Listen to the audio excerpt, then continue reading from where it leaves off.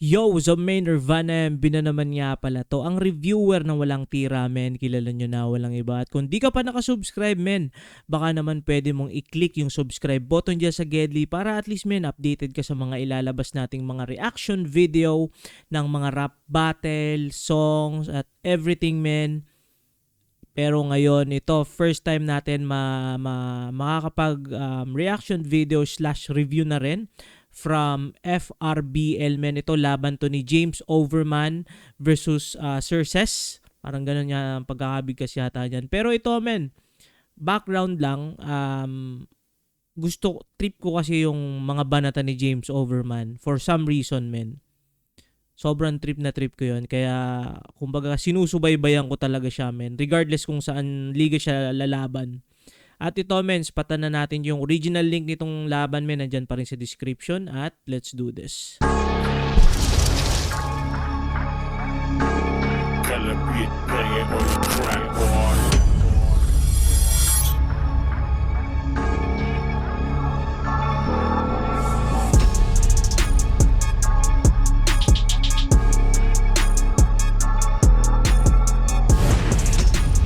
Ganda rin ng ano nila, no? In fairness sa sa FRBL, sobrang ganda rin ng video animations nila, men, dito.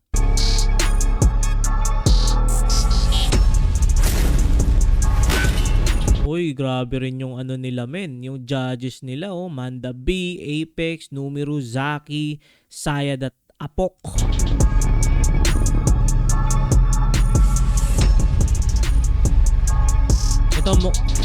Ito mukhang maangas din yun kasi alam ko taga Valenzuela yun eh. Yung isa. Nabanggit doon na parang Apex daw yung style.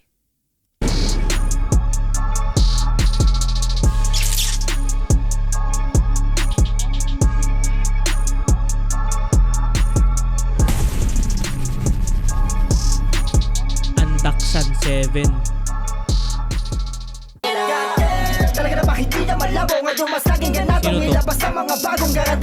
Lupit din Fucking over, Blood Basilica.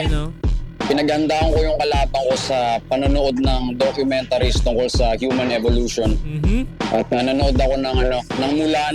Siya yung si Xerxes kasi yung kalaban sa Mulan. Yung gray na may pana so inaral ko yun, ulit-ulit ko yun.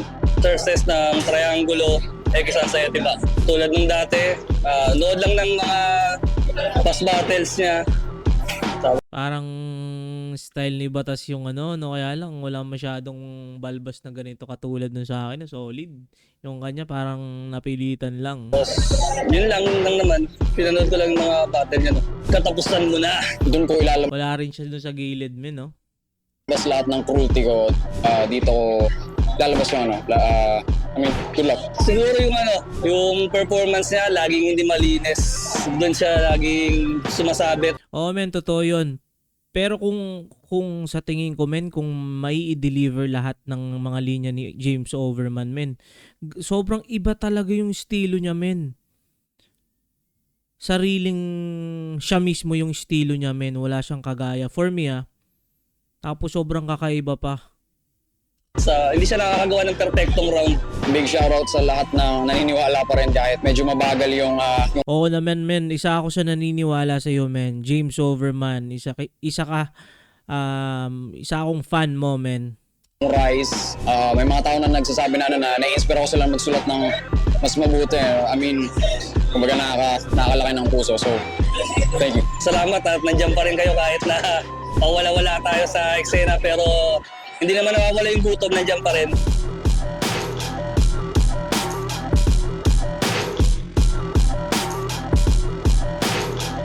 Yo! Black Rap Battle League! Nandito tayo ngayon sa Sounds and Play, Andaksan 7, Black Rap Gingoy! Yo, mula shoutouts ka pala kay Cristina Mariscaway, Ian Angeles, Crown Manila, Black Manila, RX Panda, Fladoy Hustler, Merch, check nyo yan. Just Clothing ni Madam Yamato, Letra ni Boss Ong, Bossing at Batang Tawi, Ednet Films, Rom Taylor, Owen and Madget para sa multimedia namin ngayon, Sound and Light Tech by Kuya Bo, sa mga tropa namin liga, Motus, Polo, Rap, Lines, Flip Top, maraming salamat.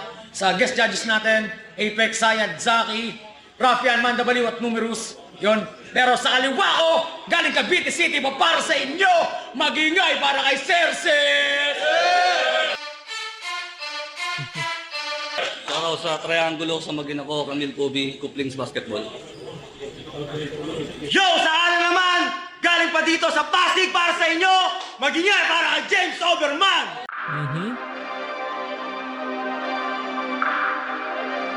Debut battle pala niya men sa FRBL, no?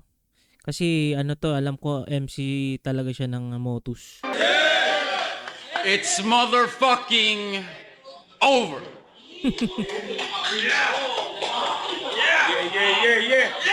Nanalo na toss coin, si Serses, pinili niya mauna, unang banat para kay Serses, 1 up 2, handa sa 7, let's go! Shot! Shot! Shot! Sabi niya kay Antonym, siya daw yung chosen one. Mana LeBron James. Yeah. Oh! Wait, parang batas, men. Yung diin niya parang batas. Overrated yan! Ito yung paborito ng mga LeBron. Men, ang angas nito May mga parang top view. Sa Reddit, napagjakulan. Pues ngayon, maiinggit sila sa akin. Pagkat kanilang manok harap-harapan, napuputukan sa goodbye sa sabungan, erekta sa taal hanggang sa dina, rin matagpuan tulad ng iyong mga linya, ikay magpuputol-putol na rin, yang dugo mo maglalawa, utak mong lalim-laliman, hahanapin sa bangin. Ang kaso, sobrang lalim ng aking bangin kahit yung idol nyong si Sayad dito kayang talunin. And speaking of Sayad talunin, mga tagahanga mo, tagahanga niya, iisa lang ang hinihiling na sa tuwing kayo'y magtatanghal, sana lang hindi na marumi. Ang kaso, lagi niyong binibigo kung anong inaasahan nang dahil sa iyong katangahan, yung tamis ng tagumpay, hindi mo malasahan. 0-2 ka na sa flip top, 0-3 ka pa sa Motus. Aba, di lang 2 beses, 5 beses mo na yan. Dinaig pa si Badang, yung tito na gurang, panalo niyan wala.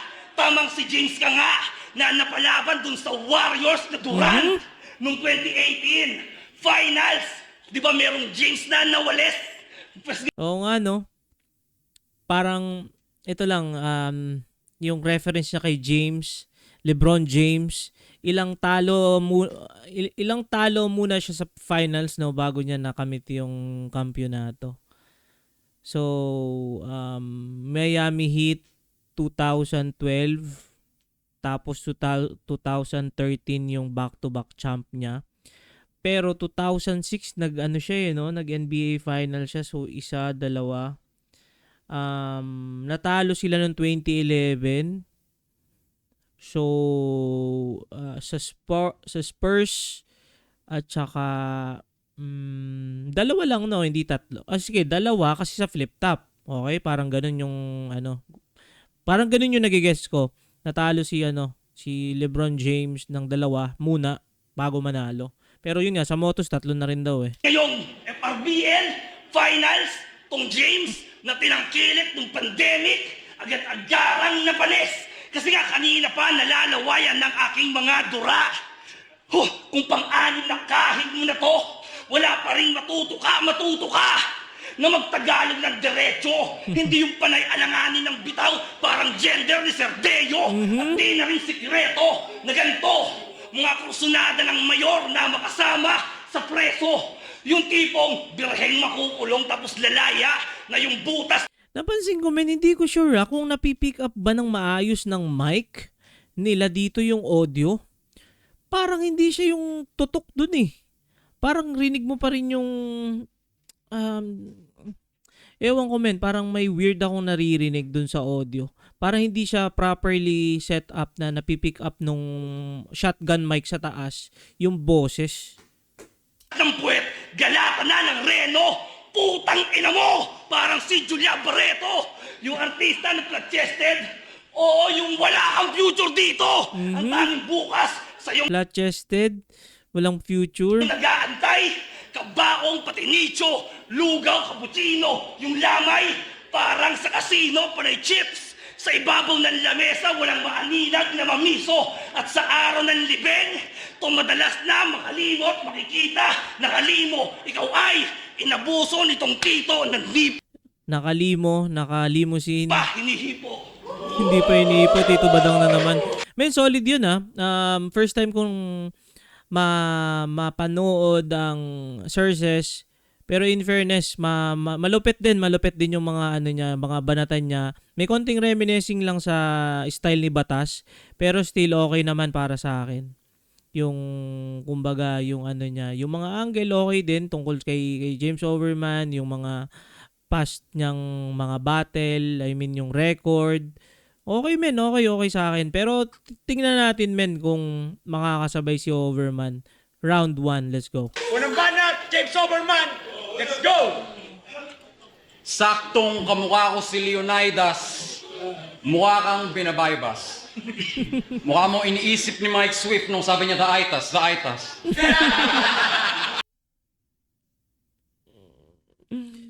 Men, lumaban kasi si Mike Swift sa US, tapos dun yung nagkaroon ng tension nung banggitin niya yung N-word, tapos kalaban niya rin mga N.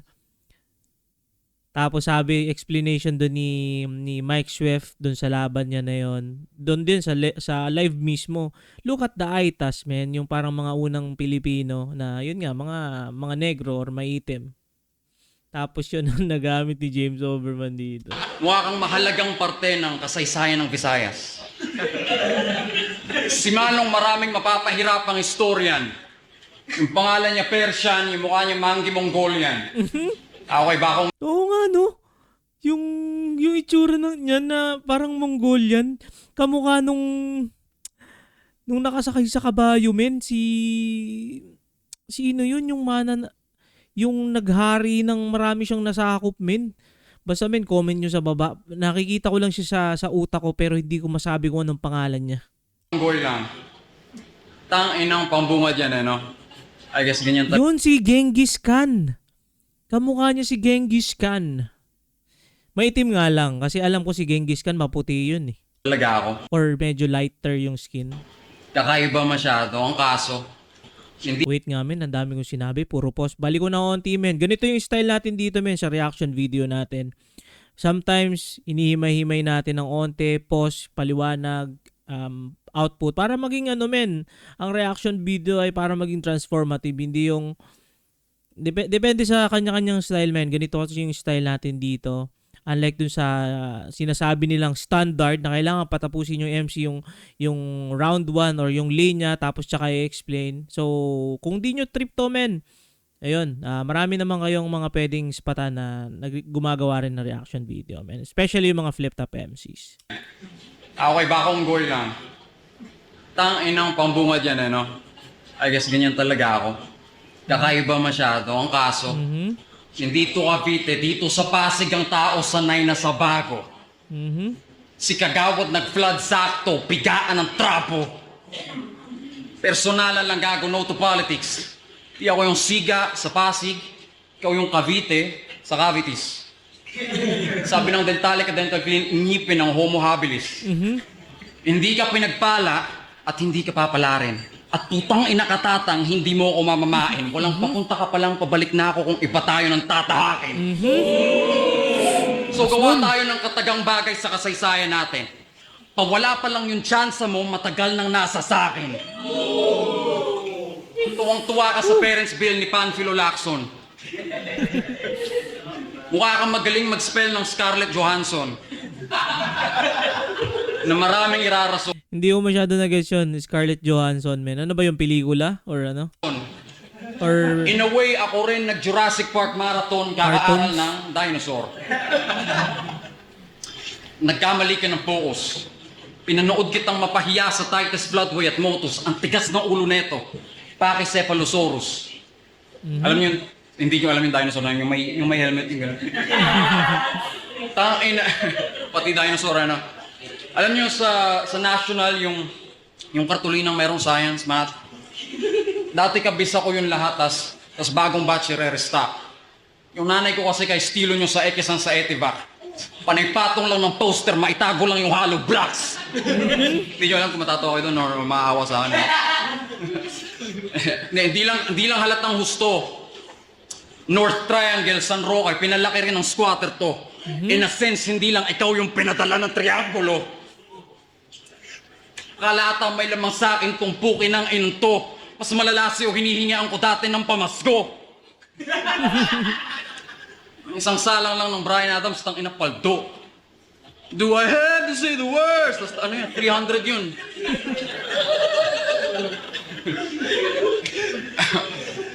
Nakipag-animalan ka kay Tarzan. Nakatutok na kay Xerxes, hawak-hawak ko na Spartan. Wakang Buddha nagagansya, maglalabas ako ng shotgun. Pwede rin tong 29 mang 29 ng tao. Pwede ngat-ngatin tong 44 ng Bulldog 44. May pahabol pa ang puta ng hila yung aso. What? It's motherfucking... Oh! Tapos na? Time. Pangalawang balik para... Men, gusto ko talaga yung style ni James Overman na gano'n. Parang unorthodox. Tapos, yun, mga nagjo-jokes na rin. Pero, in terms siguro, kumbaga, sa overall, at para rin maging fair ako sa sarili ko, men, I think round 1 Xerxes yun, men. Pakinggan natin, round 2 niya.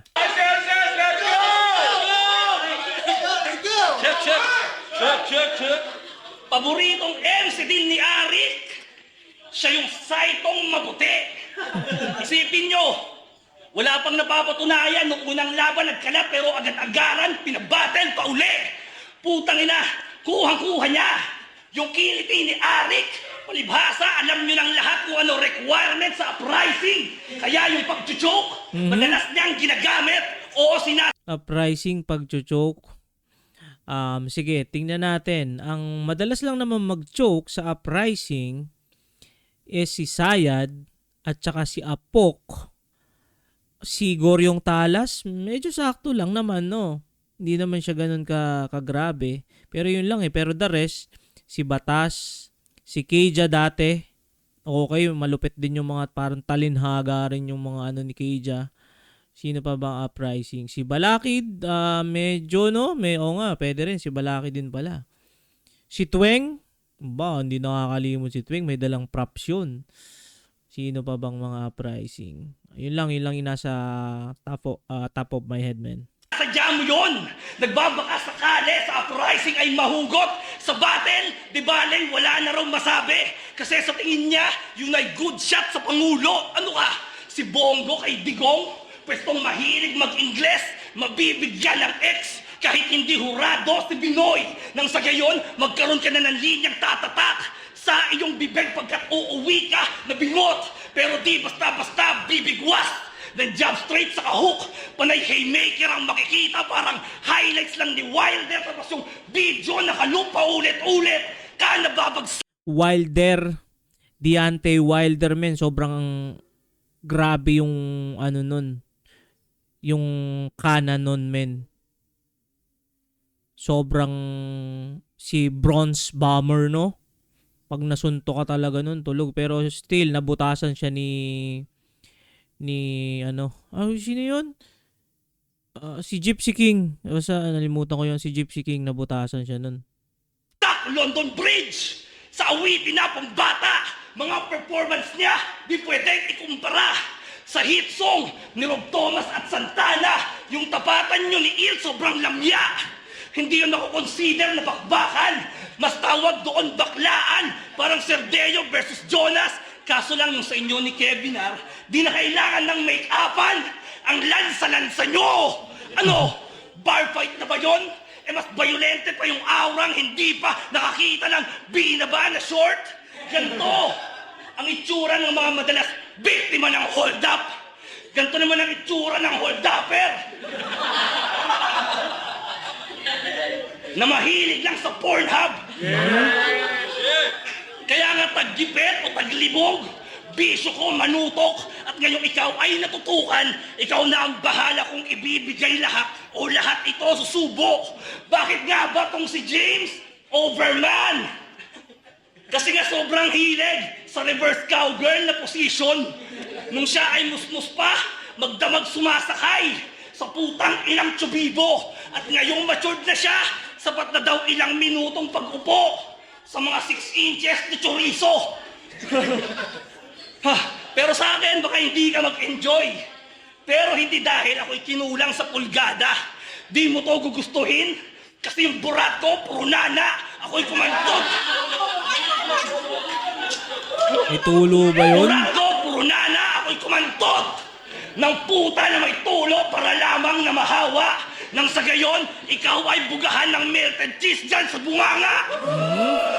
Bababuyin ang maigit ng miyembro ng LGBT. Aking rounds, ibabato sa ulo nitong peken binibini. At kung hindi man, agad na bumagsak. Ako'y hindi nyo masisisi. Abangan nyo na lang sa round 3. Kanyang madedelay na pagtihaya para bang si Mick Pinisi. Pangalawang ban. Hindi ko masyadong nagets yung Mick Pinisi. Parang basketball PBA player ba yun, men? Pero for me, mas malakas yung round 2 ni Cerces. Pakinggan natin, men, round 2 ni James Overman. Kung papantay or hihigit. Or James Overman, let's go!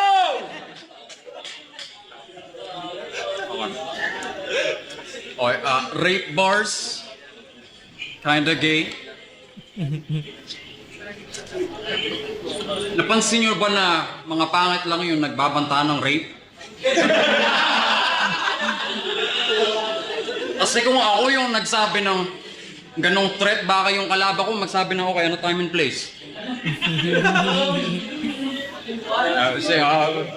First na rebuttal, you know, fucking... Okay, anyways. May sinunog na truck sa Ayala. May mga nang baril sa rekto. May hinatulan ng kamatayan sa pagsulat ng El Filibusterismo.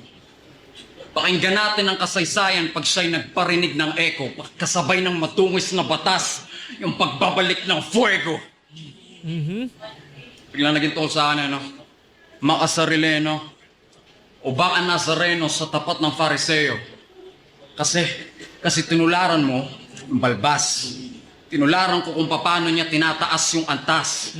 Sino sa atin talaga yung nakasunod sa batas? Ginagaya mo yung bigkas, nilalakad ko yung landas. Cerces, baka Xerox. Men, ano nun, no? Bigat nun. Parang sinasabi na, ikaw, ginagaya mo lang yung itsura, literal na copy, yung pagdi-deliver, yung pagdiin dun sa mga salita. Pero ito naman, si James Overman, parang sa sulat, men, doon niya ginaya yung batas or doon niya parang mas pinokosan, hindi lang doon sa itsura or sa paano mag-deliver. Yung bagay sa pagbabatas ni Cerces Double Cross, alam nyo, Roberto Boy Paos, alam ko, alam mo, alam niya, nasa razor pala ng tito ko, kikilabutan ka na, putang inawala. On camera, pareho tayong kontrabida. Mukha akong pinabata na Bong Revilla, mukha kang bumabatel na longganisa. Tabihan mo ng white wine at asparagus, la Dolce Vita. Ikaw yung man-child na tinutukoy ni Sabrina Carpenter. Ay, isang linggo mong pinagjakulan si Imelda Papin, sir. Pero yung tunay na diva, username double cross sa flip-top subreddit, try nyo hanapin there. Si Cerces sana, nung nag-announce ng tryout sa 1 Minutes Luzon, wala talagang pag-asa. Nung lumabas yung lineups ng 1 Minutes Luzon, sawa na lahat sa kakareklamo mo, pati yung gamit mo na Oppo phone. Mas bitch pa tong double Oppo phone, naka-Oppo phone, nilait. Balik natin, Ed. pag-asa. Nung lumabas yung lineups ng 1 Minutes Luzon, sawa na lahat sa kakareklamo mo, pati yung gamit mo na Oppo phone.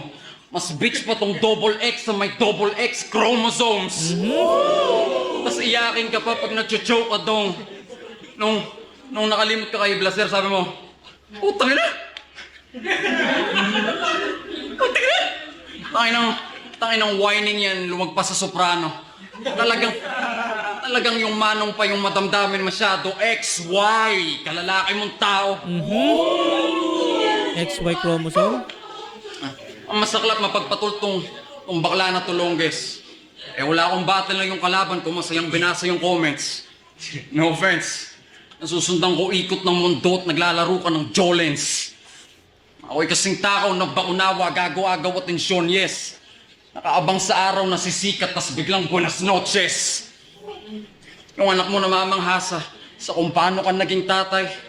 Tingin mo mabuti buhay niya dahil ikaw yung tatay. Ang totoo mabuti buhay niya kahit ikaw yung tatay. Gabing-gabi nagtatanong sa Diyos Ama kung bakit ikaw yung tatay. Habang tumatanda, dumadami yung mga dapat mo tanggapin. Yung mukha mo di ba bagay sa kahit anong klase na magazine, maliban na lang sa isang klase na magazine na pag inubos mapapaskil yung mukha mo sa tarpaulin. Over! Okay din men, pero yung comment parang mas malakas yung round 1 ni James Overman. Tapos ito malinis naman na performance, no? Pero ang lakas din nung kay Cerces eh. Hindi ako makapag-decide dito, no? Sige men. Hindi ko na lang iskuran. Kulimbana at Cerces, let's go! Kick. Let's go! Oh! Check! Galit sa malinis magtrabaho. Tong nagkakalat lang sa entablado. Sa flag gusto pang lumusong. Magpapakabilyar ba tong si Konyo? Ang kaso wala naman ditong dagat ng basura.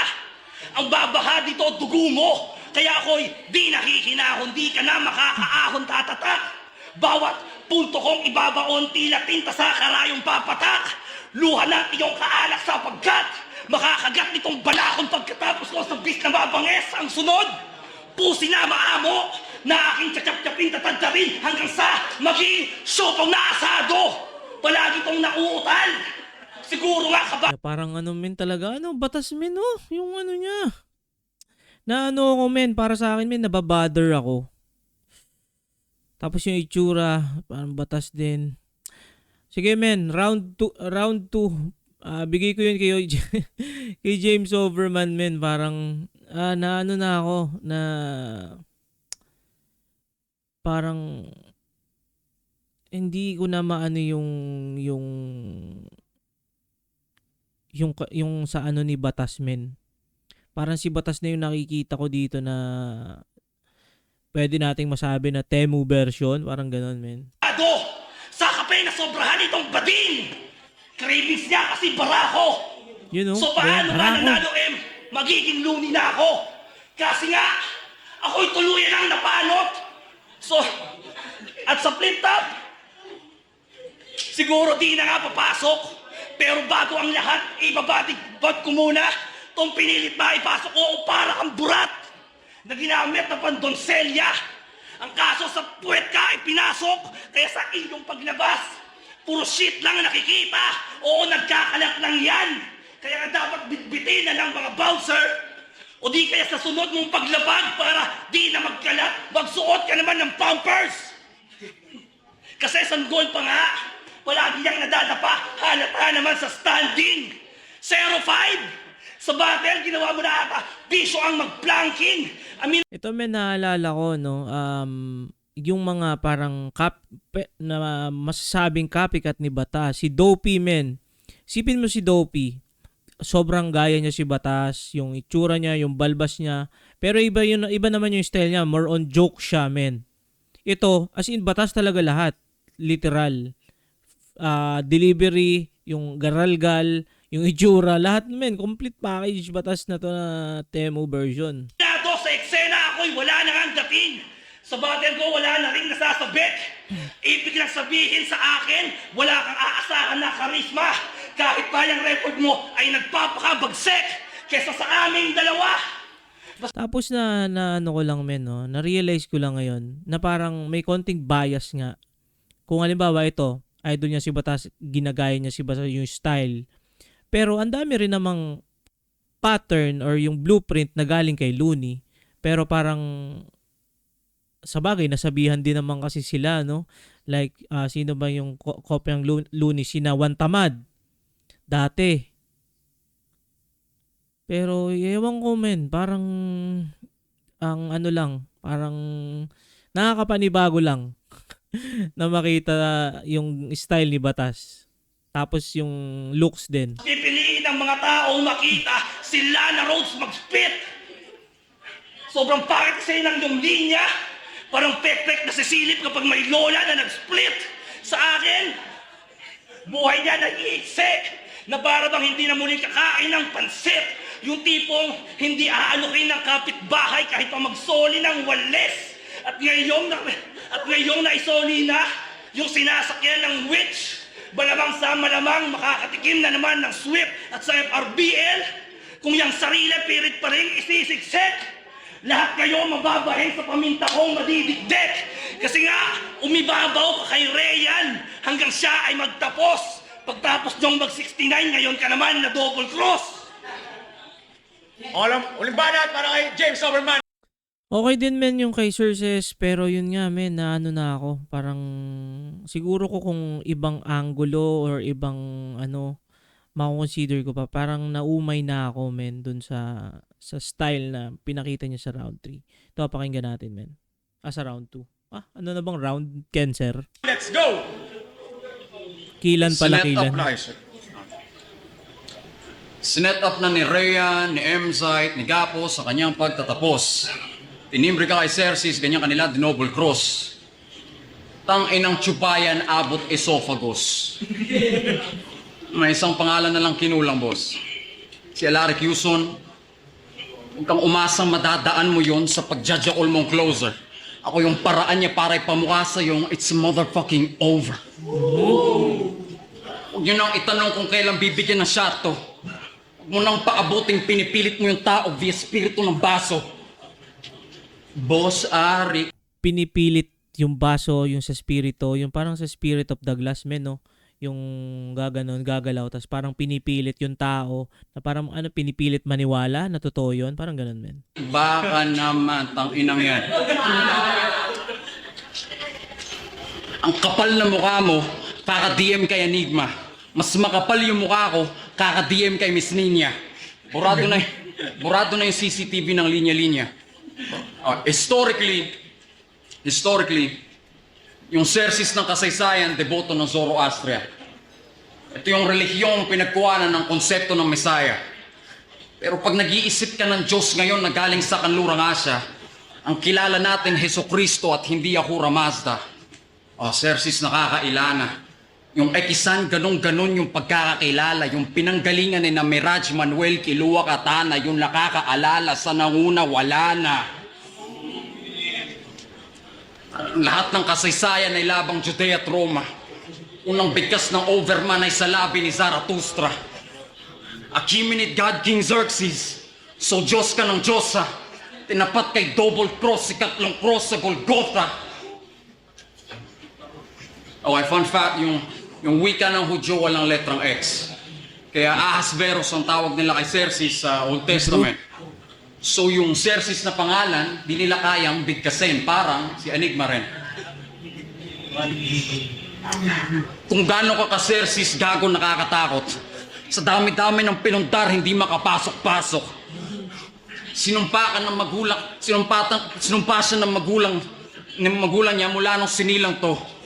Sumugal ka sa wala, dinouble cross mo sarili mo. Yung nakapangalan na kapalaran mo. Tinadhana si Xerxes Angulo, masulatan na Xerxes Angulo. Xerxes yung kalaban mo, nagpaka-ermitanyo to, pumasok sa tabernakulo ng Exodus, labas Exodus, mamasapan no. Exit wounds na ranasan mo. Over. 2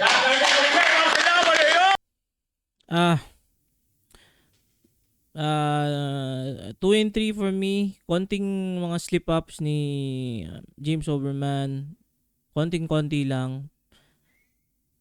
Pero yun nga, yung sa style, men. I think, James Overman ako dito, men. Tingnan natin yung vote. Yo, yo, yo! Black Mirror Battle League! Ang laban, Cerces versus James Overman. Magiging sa mabes para sa laban na yun. Yo, malaki shoutout sa Cristina Mariscaway, Ian Angeles, Crown Manila, Black Manila, RX Panda, Flavio Hustlers, Merch, check na yan. Alam na yan.